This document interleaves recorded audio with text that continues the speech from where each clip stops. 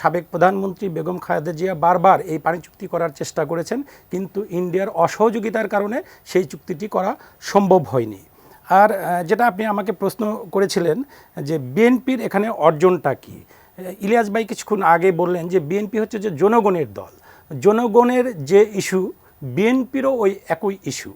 আজকে তিস্তার পানির ন্যায্য হিস্সা নিয়ে বিএনপি 11টি পয়েন্টে যে কর্মসূচি প্রণয়ন করলো, এখান থেকে আমাদের অর্জনটা হচ্ছে যে আমরা জনগণের ইস্যুটাকে সামনে নিয়ে আসলাম। এবং আমাদের নেতা জনাব তারেক রহমান কিন্তু আজকের জনসমাবেশে বক্তৃতায় বলেছেন যে তিস্তার পানি করুণা নয়, এটা আমাদের ন্যায্যতা, এটা আমাদের অধিকার। ইন্ডিয়া যতদিন আমাদের এই অধিকার থেকে বঞ্চিত করবে, আমরা ততদিন এই ইস্যুটাকে আন্তর্জাতিক অঙ্গনে উপস্থাপন করব। এখানে আমি বলতে পারি প্রসঙ্গক্রমে যে পাকিস্তান ইন্ডিয়ার সাথে যে পানি চুক্তিটা হয়েছে, সিন্ধু পানি চুক্তি, সেই পানি চুক্তির কিন্তু মধ্যস্থতাকারী হচ্ছে যে বিশ্বব্যাংক। বিশ্ব ব্যাংকের মধ্যস্থতায় এই ঐতিহাসিক পানি চুক্তিটি সম্পন্ন হয়েছে। আমরা যদি জাতিসংঘ, বিশ্ব ব্যাংক বা আরও অন্য অন্য আন্তর্জাতিক অনেক অর্গানাইজেশন আছে, তাদের কাছে যথাযথ প্রক্রিয়ার মাধ্যমে আমাদের এই ন্যায্য ইস্যুটি উপস্থাপন করতে পারি, তাহলে আমার দৃঢ় বিশ্বাস ইন্ডিয়া বাধ্য হবে বাংলাদেশের সাথে ন্যায্যতার ভিত্তিতে একটি পানি চুক্তি করতে। এতদিন পর্যন্ত তাদের স্ট্যান্ড ছিল যে আওয়ামী লীগকে নিষিদ্ধ করতে হবে, আওয়ামী লীগকে বিচার করতে হবে, শেষ করে দিতে হবে, ধ্বংস করে দিতে হবে, আওয়ামী লীগের কোনো আস্থানা থাকবে না। একনল হ্যান্ড ওয়াশ 100% প্যারাবেন ফ্রি, তাই নিরাপদ হাতের জন্য আস্থা রাখুন একনলে।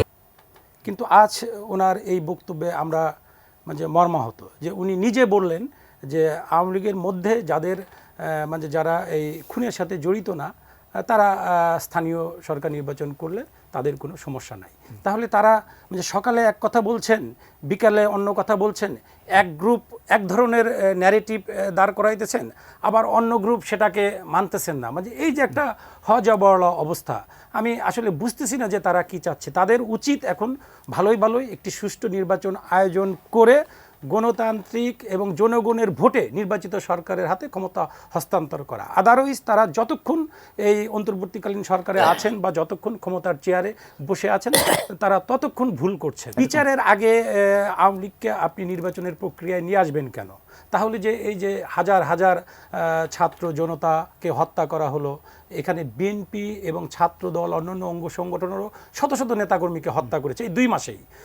এবং এই জুলাই আগস্টের আন্দোলনে আমাদের বিএনপির প্রায় 8 থেকে 9 হাজার নেতাকে গ্রেপ্তার করেছে। এই যে আমাদের আত্মত্যাগ, এই যে আমাদের রক্ত ঝরা রাজপথে, এটার বিচার হবে না? বিচারের আগে তারা যদি আবার এই নির্বাচন প্রক্রিয়ার মধ্যে আসে, তাহলে কি আওয়ামী লীগকে পুনর্বাসন করা হলো না? তাহলে আওয়ামী লীগ যে হত্যাযজ্ঞ ঘটিয়েছে, এটার বিচারটা কোথায় হচ্ছে? তাদের বিচারের যে তদন্তটা, সেটা কত দূর এগোচ্ছে? এটা কিন্তু জাতি অন্ধকারে আছে।